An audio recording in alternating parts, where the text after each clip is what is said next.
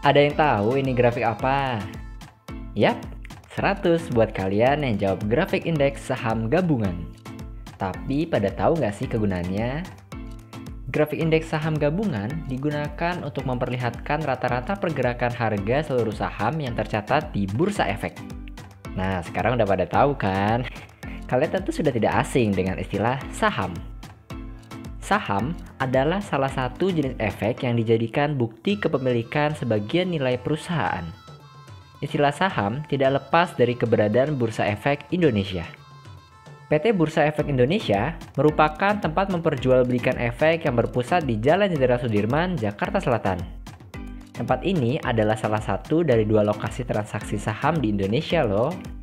Lokasi kedua ada di kota Surabaya. Jenis-jenis saham yang dijual di Bursa Efek Indonesia beraneka macam. Salah satunya adalah saham syariah. Kalian tahu nggak sih apa bedanya saham biasa dengan saham syariah? Daripada bingung terus, mending kita tanya langsung aja yuk ke ahlinya. Jadi persyaratannya yang pertama adalah bahwa kalau dia memiliki hutang, ya porsi dari hutangnya itu tidak lebih besar dari 40% asetnya. Kemudian kalau dia mendapatkan keuntungan dari hasil bunga atau bagi hasil, kalau bunga itu yang dia dapat tidak boleh lebih dari 10%. Jadi itu yang masih bisa dikelompokkan dalam kelompok syariah. Simpelnya nih, saham syariah adalah saham yang tidak bertentangan dengan prinsip syariah di pasar modal. Kira-kira pada tahu nggak ya apa aja yang termasuk saham syariah? Pernah dengar? Enggak. Nggak tahu. Wah, ternyata banyak yang belum tahu ya. Ada 2 jenis saham syariah yang diakui di pasar modal Indonesia. Pertama, saham yang dinyatakan memenuhi kriteria seleksi saham syariah berdasarkan peraturan OJK. Dan kedua adalah yang dicatatkan sebagai saham syariah oleh perusahaan publik syariah. Sertifikasi saham syariah dilakukan berdasarkan peraturan OJK. Lalu, gimana ya kalau mau mulai transaksi saham syariah? Sebenarnya prinsipnya mudah, sama dengan yang saham konvensional. Mendaftar di sekuritas, kemudian tentu saja rekeningnya itu harus yang bank syariah, tidak bisa rekening yang bank konvensional, karena nanti ketika dibuatkan RDN itu adalah rekening dana nasabah, yaitu namanya escrow, itu penampungan agar uang kita itu bisa kita monitor ya, dan tentu saja atas nama kita sendiri. Oh, ternyata seperti itu ya. Kondisi keuangan yang sudah digital membuat saham syariah semakin mudah dijangkau oleh masyarakat. Mulai dari pengurangan minimal transaksi saham hingga kemudahan syarat pendaftaran nasabah. Siapapun bisa memulai untuk bertransaksi saham syariah meskipun belum memiliki pemahaman tentang pasar saham. Apalagi dengan kemunculan aplikasi transaksi saham yang sudah bisa diunduh di smartphone masing-masing dan menawarkan cara penggunaan yang mudah. Tinggal buka HP, langsung transaksi deh. Hahaha. Salah satunya adalah Fahres. Pria berumur 23 tahun ini bercerita, sebelum mulai bertransaksi saham syariah, dirinya tidak pernah mendapatkan pendidikan formal tentang pasar saham loh. Ia mengaku ketertarikannya dimulai ketika melihat peluang keuntungan dari berinvestasi saham syariah.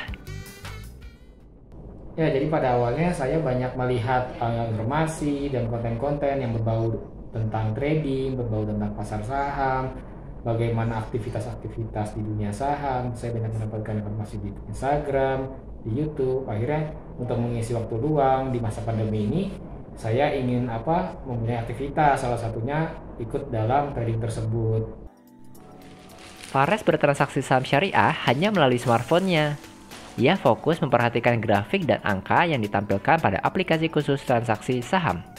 Tapi tentu tidak setiap hari ya, karena pasar saham hanya dibuka pada hari Senin sampai dengan Jumat pukul 9 hingga 3 sore waktu Indonesia bagian Barat.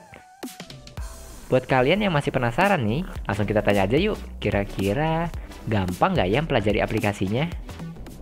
Mudah sekali ya untuk menggunakan aplikasi trading syariah. Jadi banyak sekuritas sekarang yang sudah mempunyai atau meluncurkan aplikasi-aplikasi di HP untuk kita bertransaksi. Jadi untuk menggunakannya, jadi tinggal lihat saja di sini ada chartnya. Misalnya kita cari salah satu emiten namanya Antam, atau mau emiten lain juga ada, tapi saya ambil contoh Antam di sini keluar grafiknya, di sini keluar indikator-indikatornya, tinggal diklik saja kalau mau. Wah, sepertinya udah jago banget ya. Lalu gimana ya tips-tips buat para pemula supaya bisa mendapat keuntungan dari transaksi saham syariah? Oh ya, di dalam transaksi saham itu kan hanya ada 2 informasi. Signal pertama harga saham naik, signal berikutnya harga sahamnya turun. Nah, jadi kalau membeli saham gampang. Pada posisi harganya sedang keliru atau yang dikatakan diskon. Beli pada saat harga sahamnya murah, jual pada saat harga sahamnya mahal. Itulah namanya untung. Wah, jadi makin semangat buat mencoba bertransaksi saham syariah ya. Selain jaminan sertifikasi syariah, ternyata tidak terlalu sulit juga loh untuk mulainya. So, buat kalian yang udah mulai tertarik, bisa langsung mempersiapkan diri untuk investasi dari sekarang ya. Hahaha.